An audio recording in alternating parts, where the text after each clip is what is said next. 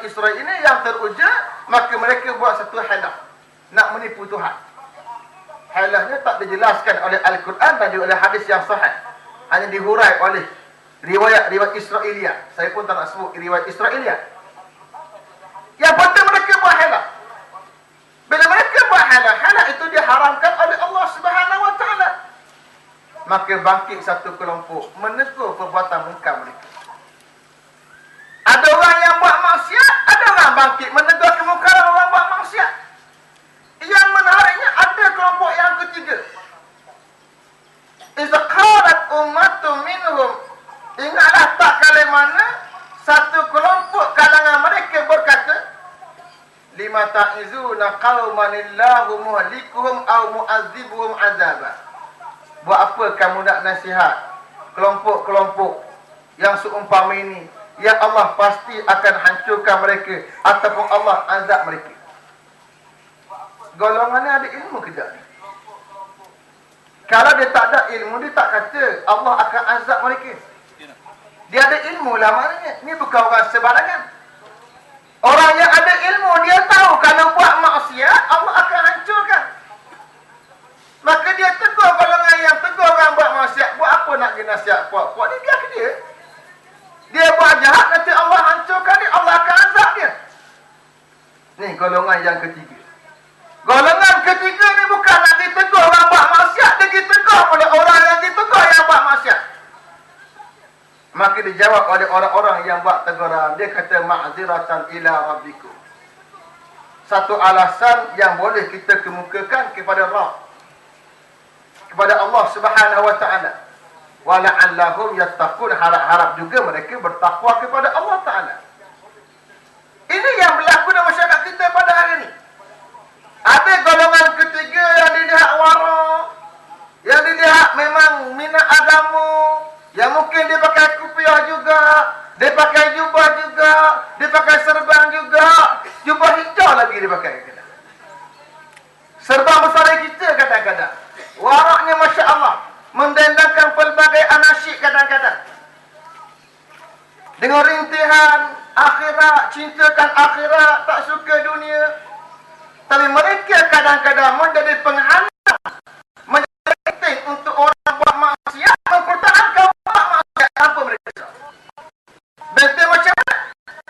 Mereka menjam terhadap maksiat dibuat, terutama oleh para pemerintah. Kemudian seluruhnya kerusakan alim ulama yang bergerak menegak kemungkaran pemerintah, kemungkaran politik hari ini. Ini contoh. Maka orang-orang yang menikmati mereka dia cerita Israel dan menjadi ustaz menjadi ulama Israel yang menegur orang yang menegur dalam mana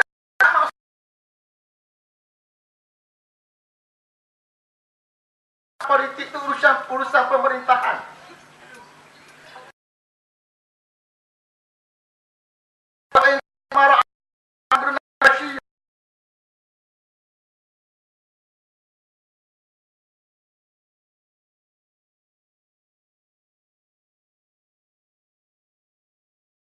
Buah kismis.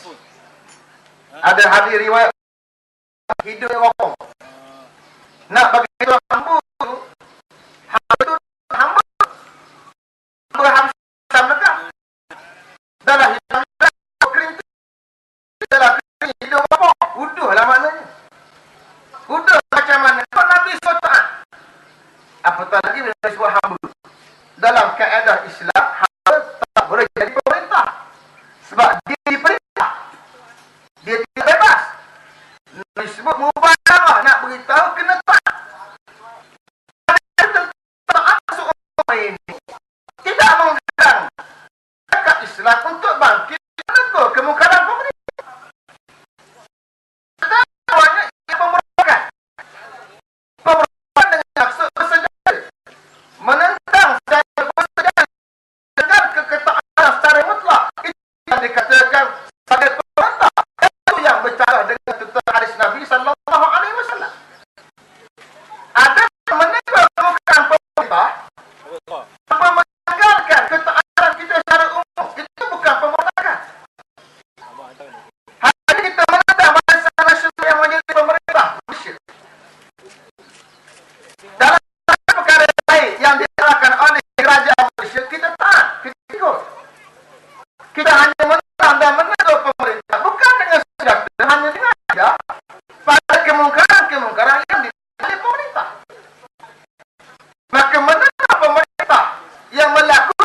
kegelapan adalah suatu kewajiban dan tidak bercampur dan tuntutan ketaatan kepada pemerintah. Dia adalah hak kepada Allah Subhanahu wa taala. Karena Nabi sallallahu alaihi wasallam menyatakan ta'ata al-makhluqin fi ma'siyatil khaliq. Dan dalil yang sangat banyak menunjukkan kepada kita bahawa orang-orang yang berilmu mesti sakit menegur kemungkaran pemerintah. Hadis yang masyhur di Imam Ahmad dalam ucapan yang panjang disampaikan oleh Nabi sallallahu alaihi wasallam selepas asar. Nabi menyebut tentang pengkhianatan seorang pemerintah. Ala inna likulli ghadirin jawaan yaumal qiyamati biqadri qadratihi. Ketahuilah yang kerana itu akan dipacakkan baginya berdiri pada hari kiamat berdasarkan kadar kecil pengkhianatan dia. Ala inna akbar amatin, ketahuilah sebesar-besar pengkhianatan adalah pengkhianatan seorang pemerintah pada orang awam. Nabi lihat pengkhianatan paling besar bila melibatkan pemerintah, itu besar. Ala la ya'lamanna rajulan haban nas ayaqula bil haqqi idza alima. Tengok belakang hadis. Nabi kata apa? Janganlah sampai kehebatan manusia ini dengan maksud manusia yang di pemerintah ini diperlahan kepada seorang laki-laki untuk menyatakan kebenaran dikala dia mengetahui kebenarannya. Mengetahui kebenaran, siapa yang tahu? Orang ambil yang tahu. Kamu yang tahu. Orang jahil tak tahu. Orang alim yang tahu di manakah kalimah, di manakah kejahatan, di manakah kemungkaran. Maka yang tahu kemungkaran itu menjadi kewajiban kepadanya untuk membetulkan keadaan. Inna afdalal jihadi kalimatu haqqin inda sultanin jahil. Ketahuilah kata Nabi, seafdal jihad adalah kalimah yang benar di sisi seorang pemerintah yang zalim. Hal itu menjelaskan kepada kita bahawa kerja seorang ulama Arabi yang bangkit menegur kemungkaran pemerintah itu adalah afdal jihad. Akan pihak yang seumpama ini sekali mati kerana dibunuh oleh pemerintah, dia adalah mati syahid yang disebut oleh sallallahu alaihi wasallam. Sayyidul syuhada Hamzah bin Abdul Muttalib, penghulu kepada orang yang mati Hamzah. Kemudian wajud qama ila ibn Jabir amarahu nahahu faqatalah. Kemudian seorang laki-laki yang bangkit menegur pemerintah yang zalim dan mengatakan itu dengan perintah Allah dan melarang pemerintah itu dengan larangan Allah, lalu pemerintah membunuhnya, dia mati syahid.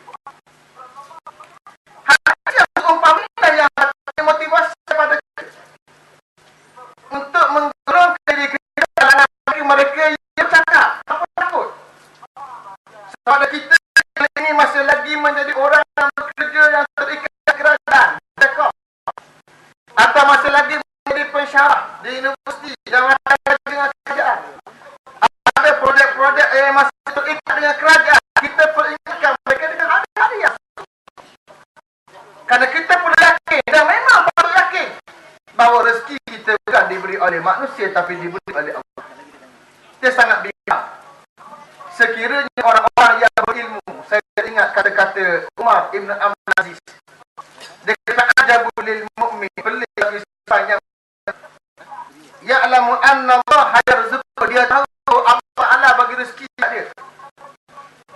Anna Allah yakhluqu, dia tahu Allah mesti rezeki dia. Dia percaya dia akan diberi, tapi dia walaupun yakin yang beriman, dia masih hasanahu alana, dia duit dia pada masuk syurga Allah Ta'ala.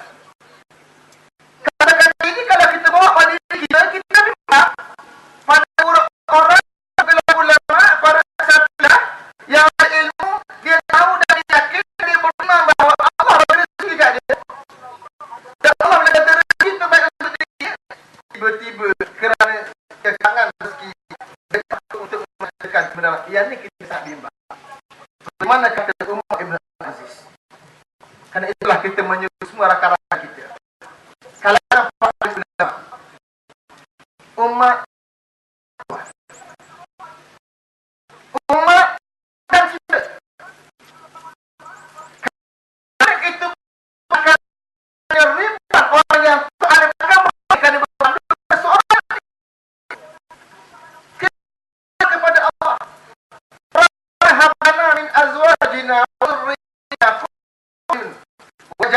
lil muttaqina imama. Kita doa, wahai kami, jadikanlah kami dengan zuriat kami dan istri-istri pasangan kami dan zuriat kami qurrata a'yun, boleh menyejukkan mata, waj'alna lil muttaqina imama, dan jadi kami bagi orang bertakwa sebagai. Ambil hatta akhir doa. Waj'alna lil muttaqina imama, jadi kami imam. Kepada orang-orang yang bertakwa, apa makna imam? Imam yang berada kat depan. Imam orang yang diikuti. Nama imam imam itu dijadikan imam doa dapat untuk diikuti. Arti doa bermaksud kita doa minta Allah jadikan bila bertakwa itu apa kita buat. Dan orang bertakwa sifatnya tidak akan ikut orang yang lebih bertakwa dari diri. Orang bertakwa